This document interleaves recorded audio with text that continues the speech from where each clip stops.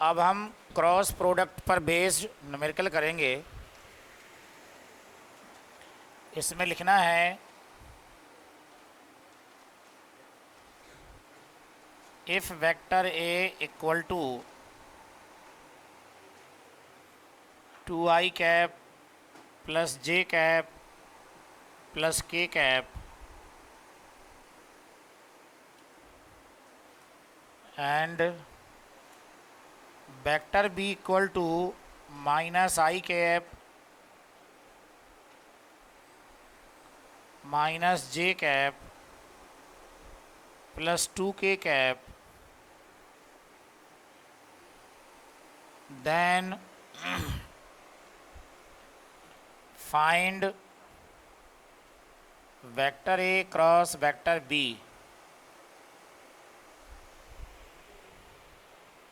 ये हमें फाइंड करना है।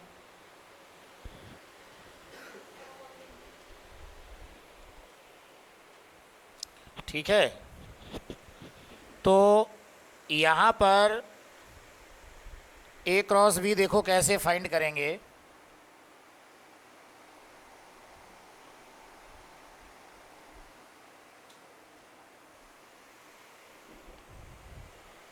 जैसे कि ए क्रॉस बी सिंपल सा मल्टीप्लिकेशन है, तो हम एक ब्रैकेट में वेक्टर ए रख देंगे और दूसरे ब्रैकेट में वेक्टर बी रख देंगे।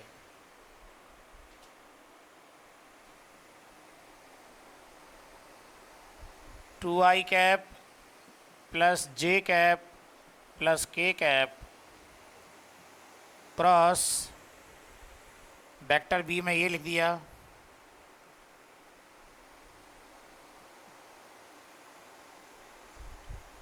सुनो, जब हम डॉट प्रोडक्ट कर रहे थे तो हमने क्या बताया था कि आई कैप का मल्टीप्लाई आई कैप में कर दो, जे कैप का मल्टीप्लाई जे कैप में कर दो, के कैप का मल्टीप्लाई के कैप में कर दो और बस छोड़ दो सबको। यही बताया था ना। लेकिन यहाँ ऐसा नहीं करना है, यहाँ सभी में मल्टीप्लाई करना है। तो ये तुम्हारा 2i कैप का मल्टीप्लाई पहले इसमें होगा। तो पहली बात तो ये साइन माइनस, ये प्लस में है ये माइनस में है, तो माइनस का मल्टीप्लाई आएगा ये 2i cap cross I cap. अब 2i कैप का मल्टीप्लाई करेंगे इसमें माइनस जे कैप में, तो क्या आएगा -2, बोलते जाओ, आई कैप क्रॉस जे कैप। अच्छा, ये मल्टीप्लाई जब करते हैं तो इस चीज़ का ध्यान देना, आई कैप तुम्हारा लेफ़्ट वाले ब्रैकेट में लिखा है तो लेफ़्ट में ही लिखना है आई कैप को, और जे कैप कहाँ लिखा है राइट वाले ब्रैकेट में, तो जे कैप को राइट में ही लिखना है। 2i कैप का मल्टीप्लाई इसमें करोगे तो कितना आएगा, आई कैप क्रॉस के कैप। अब हम जे कैप का मल्टीप्लाई सभी में कर लेंगे, बोलते जाओ आगे आगे, जे कैप क्रॉस आई कैप, फिर जे कैप क्रॉस जे कैप, फिर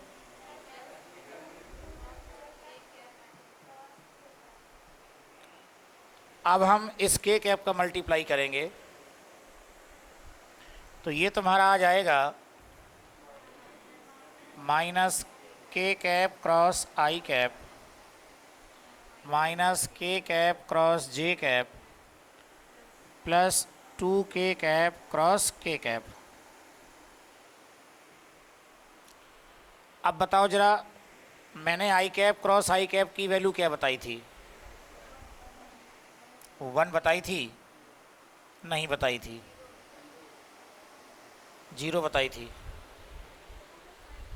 आई कैप डॉट आई कैप की वैल्यू 1 बताई थी, लेकिन आई कैप क्रॉस आई कैप की वैल्यू 0 है। ठीक है,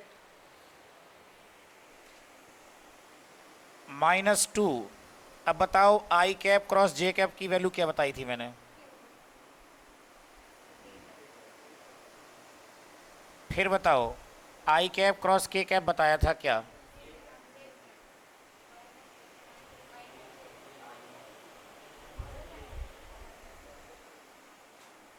बोलो। Minus J cap.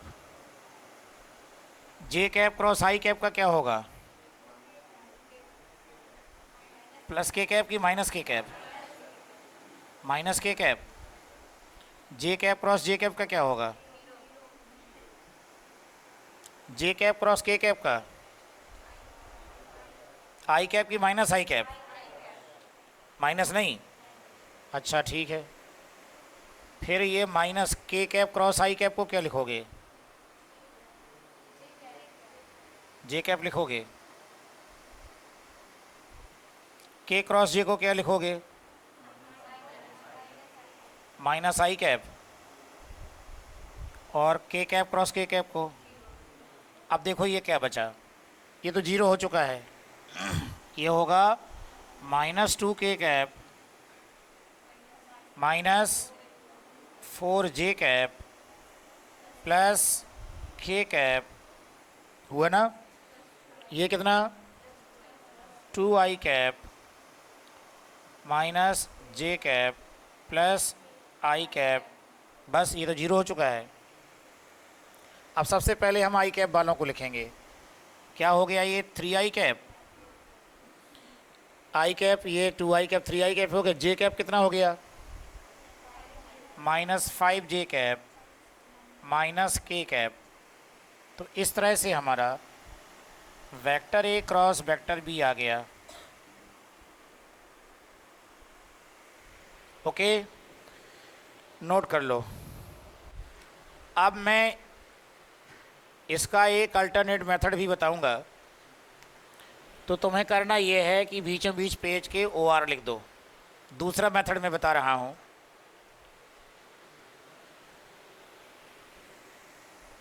और अब देखो क्या करना है। ए क्रॉस बी निकालने के लिए आपको दो बड़ी पैरेलल लाइंस बना लेना है। क्या बना लेना है? दो पैरेलल लाइंस। और 3 कॉलम बनाएंगे इसमें। एक होगा आई कैप का, एक होगा जे कैप का, एक होगा के कैप का। अब तुम वेक्टर ए देखो। वेक्टर ए में आई कैप का कोफिशिएंट कितना है? तो आई कैप के नीचे 2 लिख दो। जे कैप का कोफिशिएंट कितना है? तो जे कैप के नीचे 1 लिख दो। के कैप का कोफिशिएंट कितना है? 1, तो इसके नीचे 1 लिख दो। अब वेक्टर बी देखो। वेक्टर बी में देखो आई कैप का कोफिशिएंट कितना है? -1। जे कैप का, के कैप का, इसे हम बोलते हैं डिटरमिनेंट। इस पूरे स्ट्रक्चर को क्या बोलते हैं? इसको डिटरमिनेंट बोलते हैं। अब इसको हम सॉल्व करेंगे। पहले लिखा जाएगा आई कैप और दो पैरेलल लाइंस बना लेंगे। फिर लिखा जाएगा माइनस जे कैप। न्यूमेरिकल कोई भी हो, यहाँ माइनस जे कैप ही रहेगा। प्लस के कैप, और ये फिर से दो पैरेलल लाइंस बनाएंगे। ये जो साथ साथ नोट कर रहे हैं, रुक जाओ, मैं समय देता हूँ ना नोट करने के लिए, तो फिर क्यों साथ साथ नोट कर रहे हो तुम? कोई ऐसा थोड़ा मैं बोर्ड लेकर भाग जाऊँगा, भाई मैंने दिखाऊँगा हैं? ऐसा थोड़ा है, समझ लो। आई कैप के नीचे के जो कोफिशिएंट हैं वो छोड़ दो, और जितने ये बचे हुए हैं ये यहाँ लिख दो। तो ये 1, ये 1, ये -1, ये 2। अब यहाँ क्या करना है? जे कैप के नीचे के जो कोफिशिएंट हैं ये छोड़ दो। क्या लिखोगे? 2, 1, क्योंकि जे कैप वाला तो लिखना नहीं है।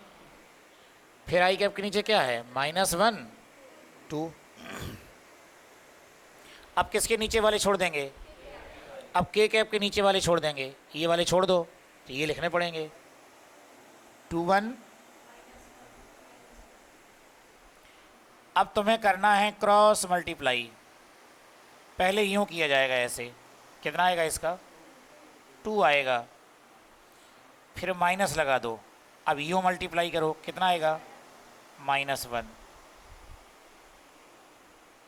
करो ऐसे मल्टीप्लाई, कितना आएगा? 4 माइनस इनका मल्टीप्लाई, यानी दोनों का मल्टीप्लाई करके हमें माइनस करना है, ठीक।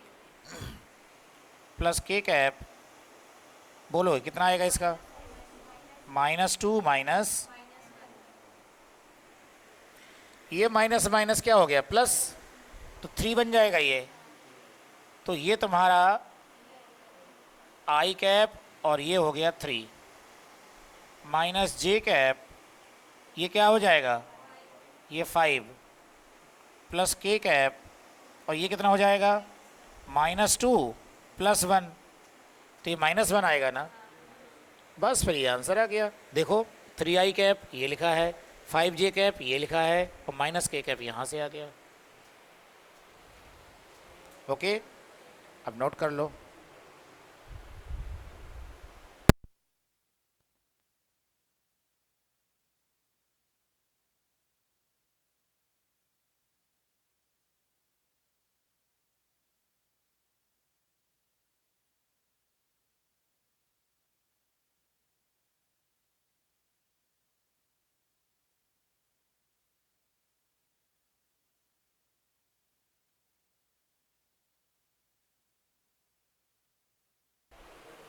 अब नेक्स्ट न्यूमेरिकल लिखो।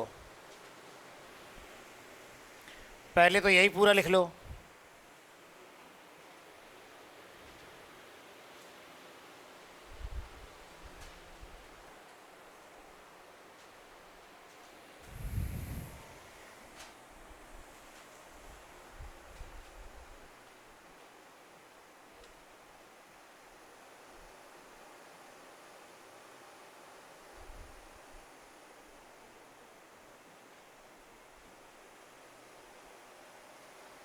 Then find a vector perpendicular to the both vectors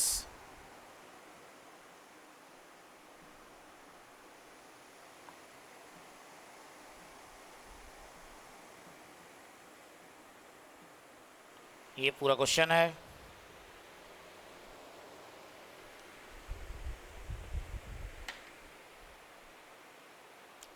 अब तुम ये बताओ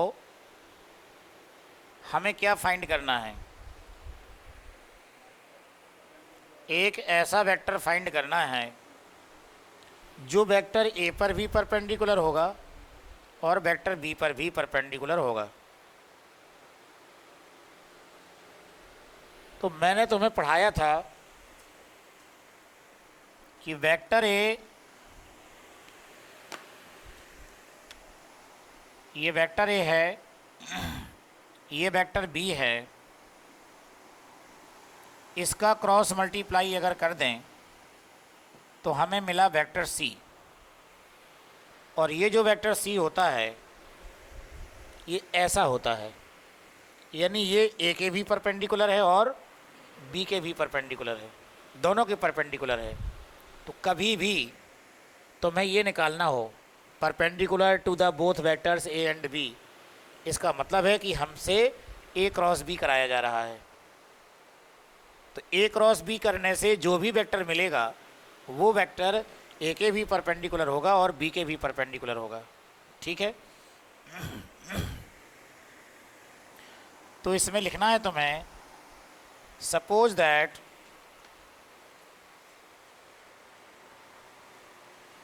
दैट, उसके बाद लिखो ये वेक्टर सी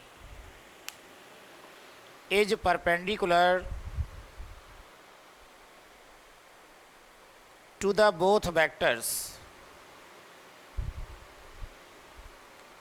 वेक्टर्स, नीचे लिख देना where vector C equal to vector A cross vector B. C जो है दोनों के परपेंडिकुलर है ऐसा हमने मान लिया है, और दोनों के परपेंडिकुलर है इसलिए सी किसके इक्वल होना चाहिए? ए क्रॉस बी के। ए क्रॉस बी निकालने के लिए क्या करोगे? डिटर्मिनेंट बनाओगे आई कैप जे कैप के कैप, यही करना है ना। 2 1 1 -1 -1 2। चलो करते जाओ अब, ये तो वही है ना जो मैंने पिछली बार बताया था।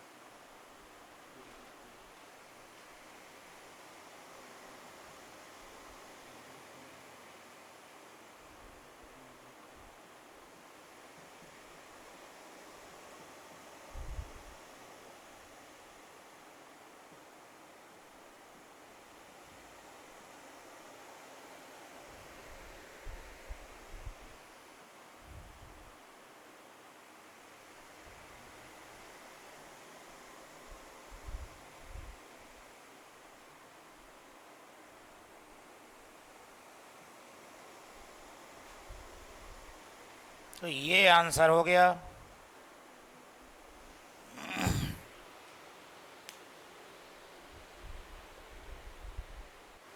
अब नेक्स्ट क्वेश्चन लिखेंगे, फिर से यही पूरा लिख दो। Then find a unit vector.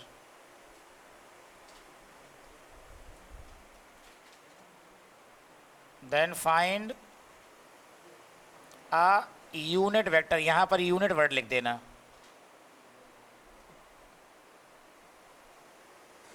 Then find a unit vector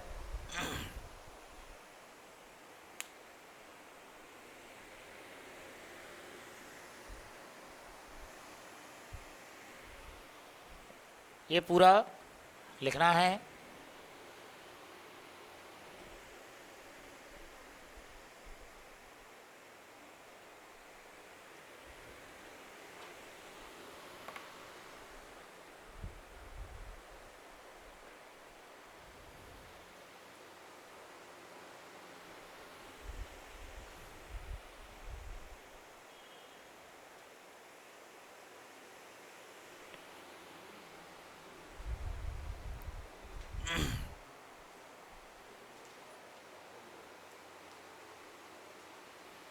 note कर लिया। अब देखो इसको कैसे सॉल्व करेंगे। हमें अब निकालना है यूनिट वेक्टर। सॉल्यूशन में लिखो जरा,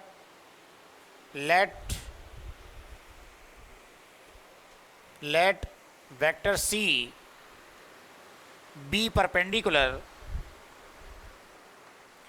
let vector C be perpendicular, इस तरह का बी लिखना है। लेट के बाद में बी लिखा जाता है ना, तो अब उसमें कोई कंफ्यूजन नहीं होना चाहिए। Let vector C be perpendicular to the both vectors vector A and vector B. ठीक है। और अब नीचे से वेक्टर सी इक्वल टू, ये पूरा नोट कर लो, ये पूरा नोट कर लो।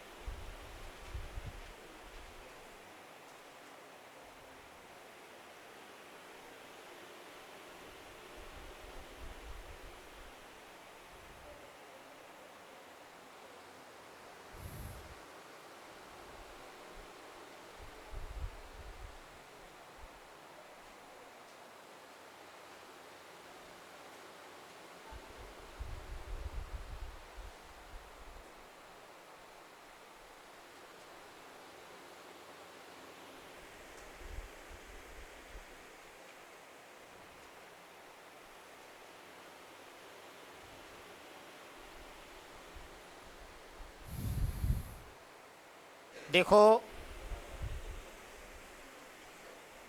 ये तो हमारा जो वेक्टर सी निकला है, ये क्या निकला है? परपेंडिकुलर वेक्टर निकला है। हमें क्या निकालना है? Unit vector. तो इसमें लिखना है unit vector, unit vector perpendicular to both vectors is given by perpendicular to both vectors is given by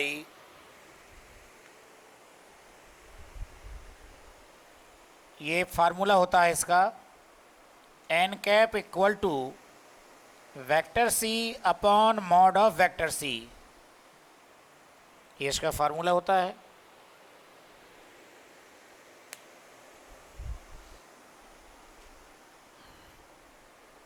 अब हम वेक्टर सी रख देंगे यहाँ पर।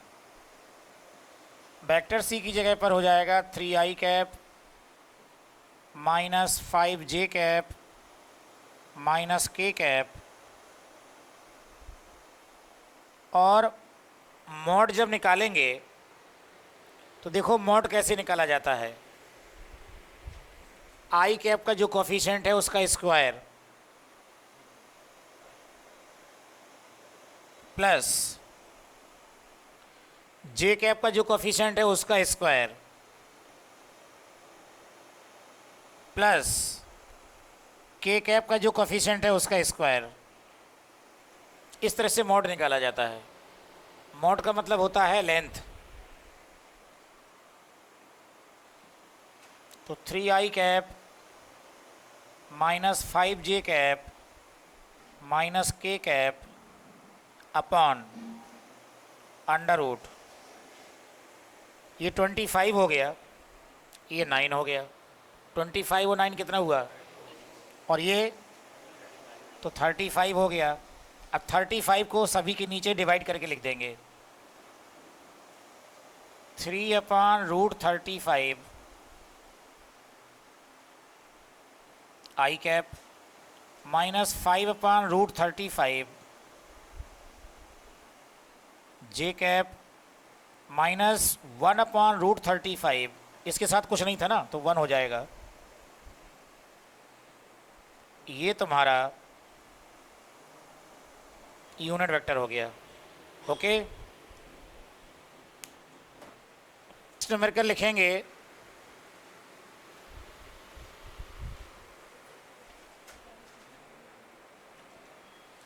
if two adjacent sides AD, if two, इसके बाद ADJACENT sides SIDES of a parallelogram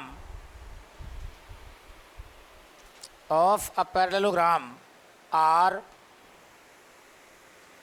ये लिख दो,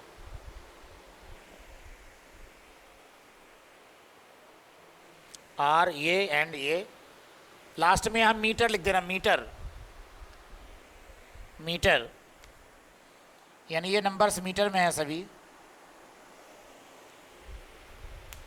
देन फाइंड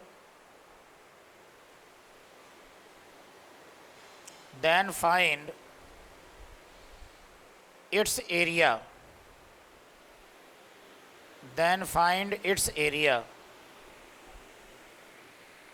तो बच्चों,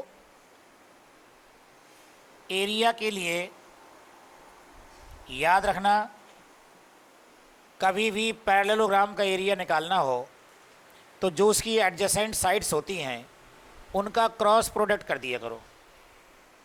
तो एरिया इक्वल टू हो जाएगा वेक्टर ए, या लेंथ इनटू ब्रेथ लिख दें, vector L cross vector B. तो क्रॉस प्रोडक्ट करना है तो कैसे करोगे? क्रॉस प्रोडक्ट तो डिटरमिनेंट से कर देते हैं, आई कैप जे कैप के कैप, ठीक है। अब इनके कोफिशिएंट लिख दो, 2 1 1 -1 -1 2। अब तो कर लोगे। तो यहाँ क्या निकलेगा फाइनली बताओ, मैं थोड़ा शॉर्ट कर रहा हूँ इसको। 3i cap minus 5 J cap minus K cap. अभी हमने जो एरिया निकाला इसका मैग्नीट्यूड निकालना पड़ेगा, क्योंकि एरिया तुमने पढ़ा होगा 2 मीटर स्क्वायर 5 मीटर स्क्वायर, इस तरह से पढ़ाई है ना तुमने एरिया। तो मैग्नीट्यूड ऑफ एरिया जब निकालेंगे,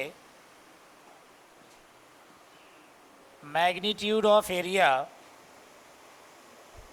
इक्वल टू अंडर रूट, बस इसका मॉड निकाल देना है, 3 का स्क्वायर प्लस माइनस 5 का स्क्वायर प्लस माइनस 1 का स्क्वायर। ठीक है, तो ये निकल आएगा।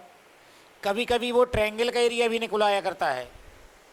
जैसे पैरेललोग्राम जो होता है, पैरेललोग्राम में कितने ट्रायंगल होते हैं? इस पूरे पैरेललोग्राम में कितने ट्रायंगल हैं? 2 ट्रायंगल है ना। तो अगर पैरेललोग्राम का एरिया निकालना है तो आप ऐसे निकाल लीजिए। और अगर उसने ट्रायंगल का एरिया कहा तो ट्रायंगल का एरिया क्या है? सिर्फ इतना हुआ ना, ये हाफ, तो बस इसका हाफ कर देंगे। बात समझ में आई? तो जो यहाँ निकलेगा वो निकलेगा पैरेललोग्राम का एरिया, तो अगर ट्रायंगल का एरिया निकालना है तो बस उसका हाफ कर देना। ओके, तो ये थोड़ा से स्टेप्स लिख लो। यहाँ बीच में तुम्हें खुद करना है, ये सेल्फ तुम्हारे पास पहले से है, जितनी लाइनों में आए उतनी लाइनें छोड़ के फिर ये लिख दो।